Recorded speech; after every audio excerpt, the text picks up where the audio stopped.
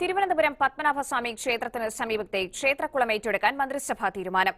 വിദ്യാധിരാജ സഭ കൈവശം വെച്ചിരിക്കുന്ന 65 സെന്റ് സ്ഥലമാണ് ഏറ്റെടുക്കുക.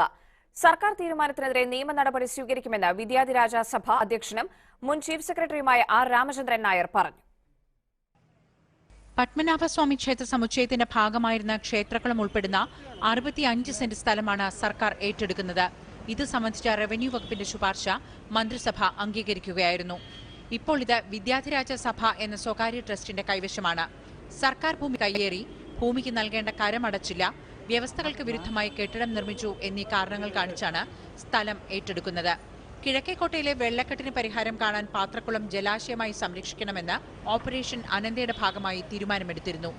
അതേസമയം സർക്കാരിനെ ചിലർ തെറ്റിദ്ധരിപ്പിച്ചിരിക്കുകയാണെന്നും ഗൂഢലക്ഷ്യമുണ്ടെന്ന് കരുതുന്നില്ലെന്നും വിദ്യാധിരാജ സഭ അധ്യക്ഷൻ ആർ രാമചന്ദ്രൻ നായർ പറഞ്ഞു. സർക്കാരിനല്ല ഗൂഢലക്ഷ്യം,